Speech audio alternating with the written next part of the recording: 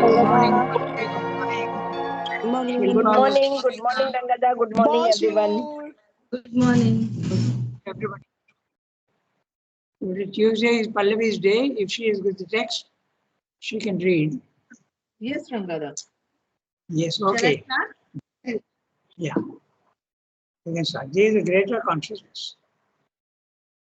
This is the greater consciousness into which our inferior consciousness has to be transformed. This nature of the ignorance, with its unquiet, unbalanced activity of the three modes, changed into this greater luminous super nature. At first, we become free from the three gunas, detached,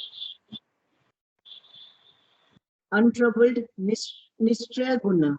But this is the recovery of the native state of the soul, the self, the spirit free and watching in its motionless calm, the motion of Prakriti in her force of the ignorance.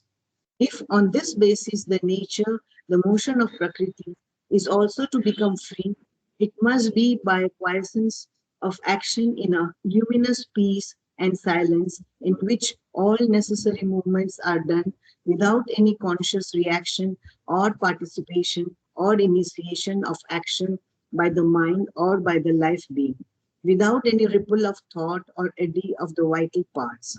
It must be done under the impulsion by the initiation, by working of an impersonal cosmic or a transcendent force.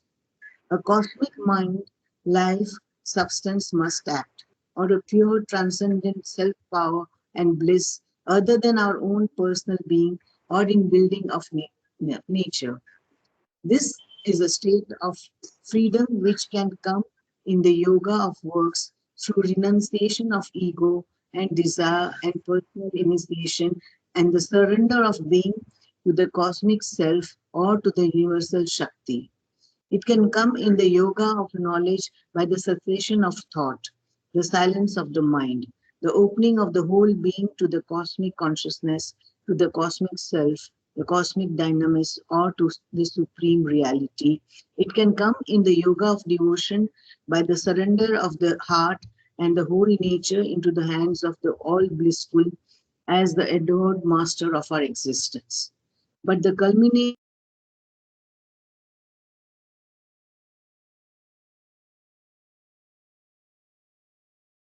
What happened? Sarika? Yeah. You have removed Pallavi from the. Me, I Okay. removed. Oh. That's what the computer said. That you Oh. removed. Oh, no, no. Maybe you did. Okay. So, Oh. but she is there now. Okay. Pallavi, continue. Rangada might okay. So and the surrender of We can being hear sorry. you, Pallavi. We Yeah. can hear you. Okay. And also But the see you. culminating change intervenes by a more positive and dynamic transcendence. There is a transference or transmutation into a superior spiritual status, Trigunatita, in which we participate in a greater spiritual dynamization. For the three lower unequal modes pass into an equal triune mode of eternal calm, light, and force, the repose, kinesis, illumination of the divine nature. Okay, so what we'll do, first we'll read the summary of the previous para so that we get the background of what he's saying. Then we will continue with the what we are doing. Okay, so summary 15. Okay, let me see here in my library. Yeah. So, Shyamya is saying in the previous para, I'm reading out the summary. Okay, so he's saying, in this new condition of liberated soul, as well as liberated nature, the disharmony of the three modes of nature, gunas, are crossed, left behind, and a new threefold higher nature comes to be experienced. The three lower modes are transformed into their diviner higher modes, para prakriti. Okay? In other words, he'll tell you what is happening.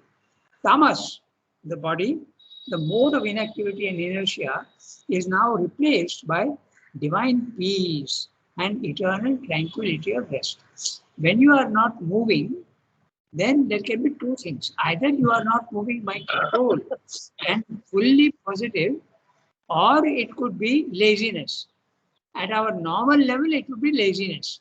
But at the higher level, the tamas is becoming divine peace. So it's full of energy, but you have the capacity not to move, not to unnecessarily make any movement. Okay? So I made a note. This is not an absence of unrest, but a positive calm of glad peace. Okay? Now, out of this immutability is released an effective action based on knowledge. So in other words, when you go to the higher level, he is not specifying exactly which higher level, but normally it comes only at the overmind level minimum. Okay, then the stability of the tamas becomes peace of the Lord. Okay, it's a positive condition. It's not a negative condition. Then rajas. What does rajas become? Rajas, the restless, disturbed energy, is substituted by a controlled power and infinite force, which no vehemence of action can shake or disturb the soul. You are not going to be disturbed at all. So much energy is there, but it's a fully controlled and calm, quiet energy. Okay? Normally at our level, the vital is very restless, and you cannot control the vital, it will control you. But this is at the higher level, it becomes absolutely peace, calm peace, and the soul is absolutely in charge of it. Okay, it is completely controlling it. So now he says, nor can the vast, profound heavenly peace be stained or polluted. Okay, this is what happens at the highest level. The next is sattva. What does sattva become? Sattva is now flooded with light and bliss, which is identical with soul substance, which has inherent, authentic knowledge deriving straight from the omniscience above. The omniscience above is the supermind.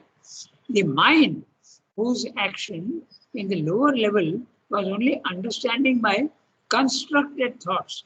All our thoughts are constructions. Now it is replaced by luminous, self-existent truth.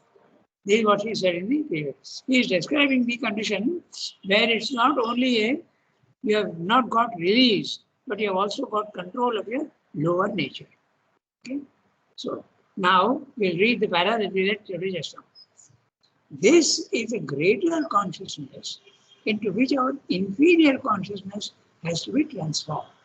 Inferior consciousness, our normal condition of mind, life, body, normal condition. This is a greater consciousness into which our inferior consciousness has to be transformed.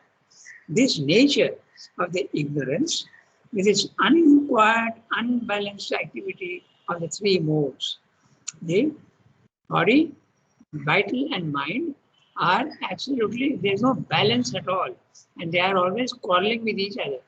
We don't normally see that, but if you look very carefully, you will see the mind is not agreeing with vital, the vital is not agreeing with the body, nor the mind is agreeing with both. And ego also is there, which is agreeing with none of these. This is an unbalanced condition. Okay? This has to change into a greater luminous supernature.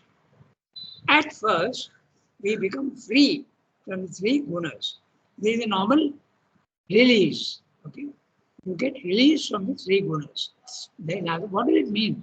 It means that your soul, which is trapped in the body, mind, life, the prison, it is mind, it comes out. It is no more. The consciousness of the soul, which is the same, comes out of your body, mind, life, stands above the head. Okay? And it is now free.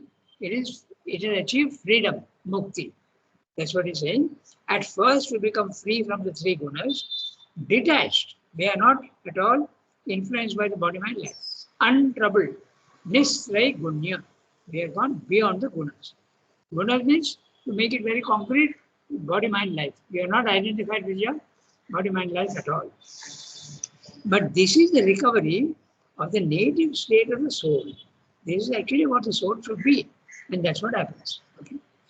The self, the spirit, free and watching in its motionless calm the motion of Prakriti. This is the first.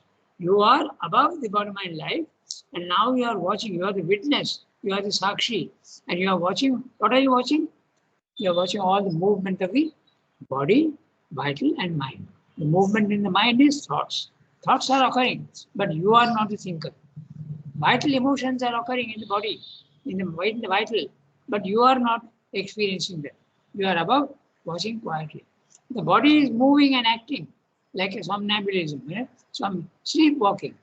It is doing everything. Why? Because you are not motivating the body. The body is being operated by universal nature. Nature is making it just like it. Universal nature is making the tree grow, but the tree doesn't think that I am growing because it doesn't have an ego. But because we have an ego, we feel that we are growing, we are moving, we are acting, we are thinking. But that's not true. Okay. So this is what you see when you are in level 2. You are a witness, Sakshi, and you are calmly looking at your body, mind, life, continuing the old habit and old nature. Okay. You are watching. Rangada, Yes, tell me.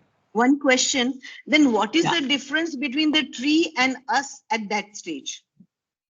The tree is being moved and it is consciousness at a very low level. Okay. But at our level, the consciousness is more. It is very imperfect, but it is more. But the difference is that the tree doesn't have an ego and you have an ego. That's the only difference. So when we become, Yeah. when we come, this is Nitraya Guna, then ego Yeah. is there, right? Then what? Ego is there. No, We no. are above The ego is the not there gunas, in but the ego is consciousness. there. The ego is not there in the consciousness. You are the soul. The soul is watching the body mind life. You are not the body mind life anymore. Okay? It's him. Ego is in the mind and you have come out. Okay? You are the mental Purusha. You have come out. There is no ego. That is the reason why you are free. That- If the ego was there, you wouldn't be free. The ego No, is there Rangada. only. Then it is Rangada. same as the tree. Tree also doesn't have an ego. We won't have an ego. Who? The tree and us. Huh. When we don't have an Yeah. ego, then we become Now. like a tree. No, no, no. What about the consciousness? The consciousness is much, much lower in a tree. Na? It's almost a physical, vital consciousness. You are in a mental consciousness, mental, Okay. vital consciousness, much higher. Okay. What happens to a baby, say a 3-month-old baby? Will it have ego, or a Ah, 6-month-old baby? that's an interesting question. And yeah, very similar, I should say. Because the mind is not yet developed and there is no ego in the baby. Newborn baby, there is no ego. The ego comes in with the conditioning of the mind. Okay? When the mind is being programmed slowly with experience, then the ego starts coming in. Very often, children, even when they are quite old, 5, 6, 7, okay, they are not so much egoistic. The ego comes in more and more with the development of the mind. Sremno says very clearly that the ego is there even at the atomic level, but it is really in the mind that the ego is there. It's a mind. Even the vital is an ego, but it's a much, much lesser level of ego. Even the animal has an ego. Yeah? But the ego is at a very, very low level of egoism. It is there in the animal because they will jealous, they will also fight for their food. They're conscious of their separate existence, conscious in a very, very, very diluted manner. Okay? So that's the difference. Rangada. Yeah. Rangada. Tell me. I remember Sri Aurobindo said, I think it's one of his like night talk or something. He said, for me, ego is only remained in my body, not in others. So how do you understand that? I didn't exactly follow Sunti the question. This is You are- She's She said, the Shrivindu said the ego has remained in his body, but not in the other parts of this being. But right, okay. But it is very at a very at a body level. Okay. The body also has a consciousness, but it's at a body level. Body level, the consciousness is very low. Okay. There is a consciousness in the body, there is a consciousness in the vital, and there is a consciousness also in the mind. But the mind, there is an ego in that sense. In that sense, the sense of separateness is there. But you are not the ego consciousness. I understand what Sukhi is saying. So there is a very similarity with the what just now Yasmin said, that like a baby, but the comparison was with the baby and the tree, okay, not with the baby and the human being. The developed human being, even when your soul has come out, the ego would probably be there. You have to actually experience it and see. The ego disappears in the consciousness. Your consciousness is at level 1, level 2, sorry, of the spiritual planes, and there's no ego. But some sort of ego would probably be there in the body mind life. Dada, in our this little understanding, can we compare that this calmly watching this nature of the Prakriti, the activities of the Prakriti, just like the CCTV is capturing our movement, and we are just watching that this mold is moving, this mold is doing all these activities. Like that, we can compare that witness self. Compare with what? The CCTV is capturing our movement and everything. Just Yes, like in that just physical level, we are just a little comparison. Can we think like that? The comparison is absolutely perfect. That is exactly what happens, because the camera is not, there's no emotion in the camera. It is just seeing things as they are. So the comparison is absolutely perfect. Okay, that's exactly what happens. So just imagine the camera is not showing any thought, any reaction. It is not having any emotion, and that is exactly what happens in the witness consciousness. Okay, when you get symbolic dreams, symbolic visions, this is what happens. It is shown as a camera, which is absolutely without any reaction or reception of anything. It is just calmly recording things. Absolutely perfect. Rangada, Yeah. if the body doesn't have that little bit of ego, then we won't be able to do this karma yoga, no? Because it has to have that sense of separation to do that thing. No, karma yoga question doesn't even arise when you are in the witness consciousness. The karma yoga is you are doing work for the divine. But when you escape from the body mind life, the question of karma yoga doesn't even arise. It comes on later on. It's a different. As Swami is describing here, the soul going out into the level 2, the witness self. The witness self is a totally different experience. Yes, witness self is, but if the body doesn't have that ego, like Sunki said, no, Shrivindu said that there is the little bit of the body ego. That way. I've understood your question. When you are a karma yogin, the ego may not be there, but it is replaced, the control is replaced by the divine will. That is karma yoga. You are not acting with your own will and your own ego, but you are acting according to the dictates of the divine will. They take over. But then that body separation, sense of separation is there, no, of the body?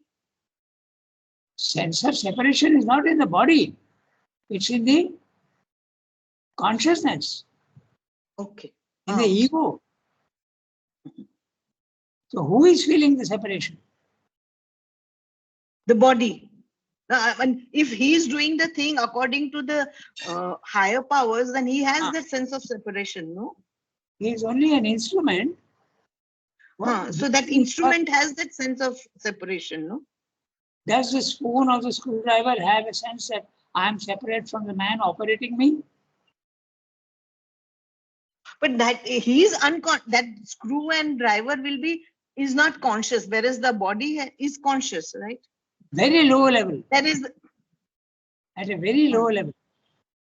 The body consciousness is at a very low level, Mhm. almost automatic. Okay. In fact, not almost, it is automatic. Okay, I told you, like the body consciousness, I gave you examples, just remember. When you are coughing, it's a body consciousness. But are you saying mentally that, and does the body think that I am having coughing? I am having a cough? No. Or I told you also other things also. When you are, what about the kidneys functioning? What about the digestion functioning? These are all the body consciousness. Okay. The consciousness is something variable. As it keeps going up and up, it becomes more and more conscious. But as it keeps coming down, okay, the consciousness starts becoming less and less and less and less. Okay. I told you, I gave very interesting examples of the body consciousness. When you get a cut, the body knows that this is, but knows at a very low level, not at mental level. It knows that this is harmful. It immediately repairs itself. It coagulates the blood and seals the wound. Okay. This is a very good example of body consciousness. Another example which I gave you, and you can observe next time, when you are eating, the movements of your tongue. Okay. Yes. It goes into the corners of your mouth and fishes out food stuck there. This is absolutely not a mental consciousness at all. It's a body consciousness. You're not doing it consciously. The tongue is doing it. Or when a fly sits on the body of a cow or a horse, the horse actually uses its tail to drive away the fly. This is also body consciousness. Okay. Body consciousness is very low level. Okay. So let's get back to our text. What's the time? 25. 15 minutes. Yeah.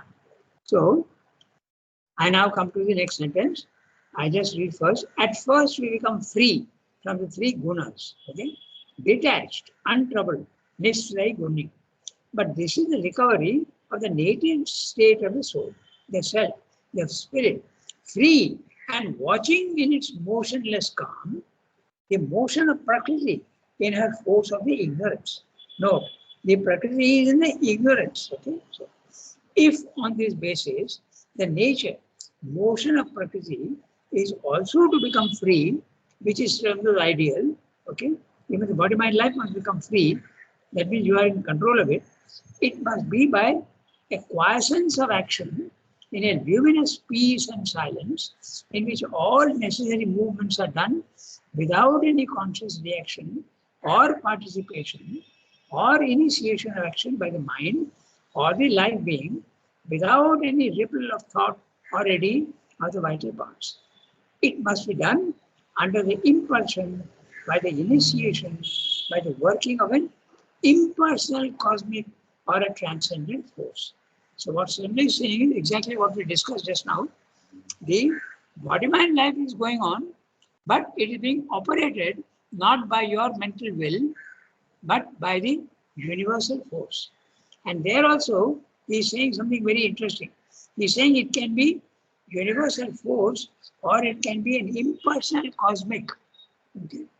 So the cosmic spirit may be activating your body-mind life. You are not doing it. You are not doing it. It's a active consciousness in the cosmos or the force. The force is even less conscious. The cosmic spirit is slightly more conscious. You could be, there's a gradation between the two. Okay. Then a cosmic mind, life, substance must act, or a pure transcendent self-power and bliss other than our own personal being or its building of nature. So, if the body-mind life also has to become perfect like Srila wants, the first stage is that the nature must take it over and it is other than your own. It's not your own personal being. This is a state of freedom which can come in the yoga of works through renunciation of ego and desire and personal initiation and the surrender of the being to the cosmic self or the universal Shakti. There you are. So in the exactly Karma Yoga, what we are discussing, it is possible when you lose your ego entirely and the universal nature is activating your body, but it can be two things. It can be the cosmic self or the universal Shakti.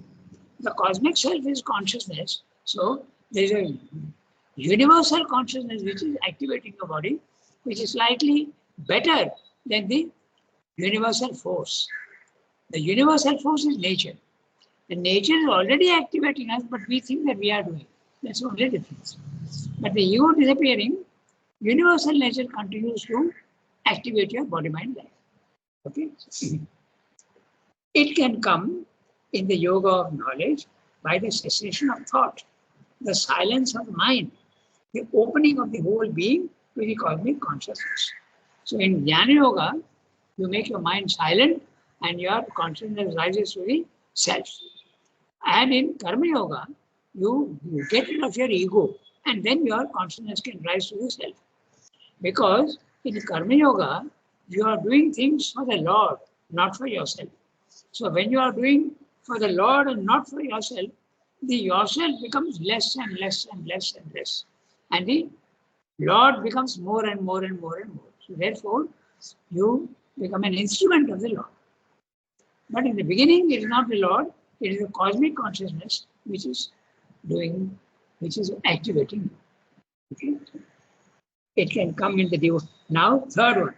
It can come in the yoga of devotion by the surrender of the heart and the whole nature into the hands of the all blissful as the adored master of our existence. So he is telling you 3 ways to go to the self. The first one in the Karma Yoga, get rid of your ego. And that is possible because the method of Karma Yoga is you are doing everything for the divine, not for yourself. So yourself becomes less and less. Then in the Jnana Yoga, you can go to the self by silencing the mind. Okay? And in the Bhakti Yoga, by surrender. Surrender to the divine through your heart by emotion. And whatever is happening, don't start fretting and fuming and revolting. Take it calmly, quietly, as though it's coming from the Lord. That will give you the release. That's what should be said. But then finally, okay, the culminating change is when you become absolutely an instrument in the hands of the divine.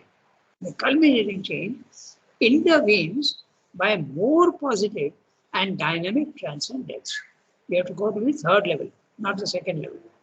The more positive and dynamic transcendence. There is a transference or transmutation into a superior spiritual status, Trigunathita, in which we participate in a greater spiritual dynamization.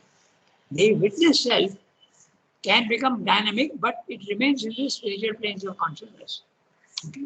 And then when you go above, the greater participation comes from the greater spiritual dynamization is only at the third level, the supermind. Okay? For the 3 lower unequal modes pass into an equal triune mode of eternal calm, light and force, the repose, kinesis, illumination of the divine nature. The lower nature, apara prakriti, becomes the para prakriti. It puts on the nature of the divine. That's what we will say. Okay, so we have still 8 minutes left. We can read the next one. So you understood. Sridhar is describing here 3 conditions. Actually 4 conditions if you want. The first condition is our normal condition. We are not free and we are not conscious that we are not the doer. We feel that we are the doer. This is state number 1. State number 2, either through any of the yogas, your consciousness rises to the spiritual plane of consciousness, okay, and you become the witness. When you become the witness, you are not identified with the body-mind life, and the body-mind life continues with its old habits, and this is the second one. But if you rise slightly higher in the spiritual plane of consciousness, like going to the element mind or even the intuitive mind, then a little bit of control comes. And then the universal, the cosmic consciousness can activate the body-mind life. Still, that is not bad. Some amount of control over the body-mind life comes when you rise from the higher mind to the element mind and the intuitive mind. Even the overmind, you can go up to there, you have some control over the body-mind life. But the total dynamization, the total body-mind life and soul becoming an instrument of the divine, perfect instrument, can come only at the supramental stage, which is the third stage, which you can call either the Purushottama, or you can call it the supermind, or you can also call it the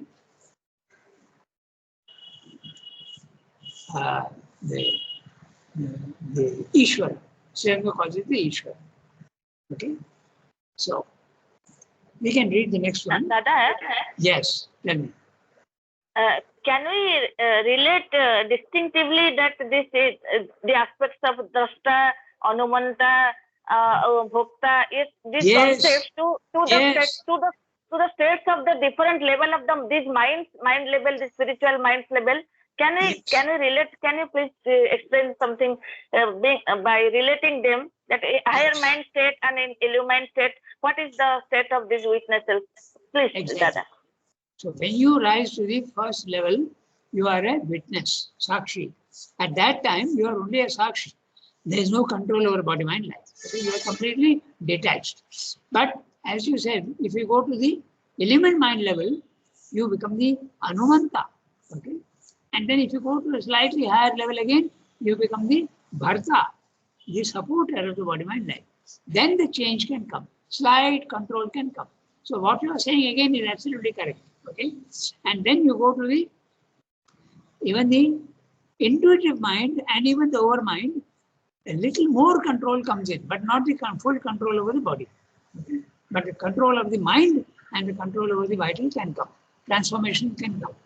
But the total transformation and becoming an absolute instrument of the divine can come only at the supramental level. So what you're saying is right. The rising in consciousness in the level 2, as I said, there is the Srivastava uses the terms higher mind, element mind, intuitive mind, and overmind. There is a slight increase. There is an increase of consciousness even in the level 2. And the Gita puts it in different words. It says Sakshi, Anumanta, Bharta, Jnata, Bhokta, and finally the master, that is the Ishwar. Okay. So that's exactly what you're saying is correct. So level 1, you are ignorant. Level 2, you are separated from the body, mind, life. But as you keep climbing in level 2, some amount of control is there, but absolute control and becoming an instrument of the divine at level 3. Okay, so this is in very short the process that Srivastava is described here. Okay, but remember one thing, we have described all these, but these are not absolutely rigid. Okay, there's a lot of flexibility and a lot of combinations and permutations can occur. Different individuals can experience in different ways. But for clarity's sake, we have exactly what we've discussed, level 1, level 2, level 3. Okay? For clarity's sake. But remember, the actual experience can be different for many people. Okay? So, I think we can stop here today, but I don't think we can. Oh, we are in the last paragraph. Okay, let's read it. We've got 3 minutes. Sunki can read. Okay? Yes, I can read. Go ahead, read the last one, the supreme harmony. Yes. This supreme harmony cannot come except by the cessation of egoistic will and choice and act and the quiescence of our limited intelligence. The individual ego must cease to strive, the mind falls silent, the desire will learn not to initiate. Our personality must join its source, and all thought and initiation come from above. The secret master of of our activities will be slowly unveiled to us, and from the security of the supreme will and knowledge, give the sanction to the divine Shakti, who will do all works in us with a purified and exalted nature for her instrument. The individual center of a personality will be only the upholder of her works here, their recipient and channel, the reflector of her power and luminous participator in her light, joy, and force. Acting it will not act, and acting it will not act. Acting it will not act, and no reaction of the lower prakriti will touch it. The transcendence of the three modes of nature is the first condition. Their transformation, the decisive step of this change by which the way of works climb out of the pit of the narrowness of our darkened human nature into the unwalled wideness of the truth and light above us. So that what Swami read just now, we read, acting it will not act. So we'll just finish this next time. Okay, what is meant by acting it will not act? Contradiction. The consciousness is absolutely stable, calm, no movement at all. And the body mind life is acting, but it is acting through the divine will, through this individual self, and the divine will is directly activating the body mind life, but not your soul or your soul has become static. It's only a post office. It comes the divine control or the divine will comes through the soul, and the soul is absolutely static. It goes through and activates the body mind life. We'll do this again. There are just a few things to be seen, and then we will go on to the last para, I think, of the. No, sorry, not the last part. There is the master of the work. Who is the master of the work? The Purusha. That means nature. Okay? Au revoir, everybody. Have a nice day. Au revoir, Rangana. Bonne journée. Merci beaucoup. Thank you, Rangana. Hello.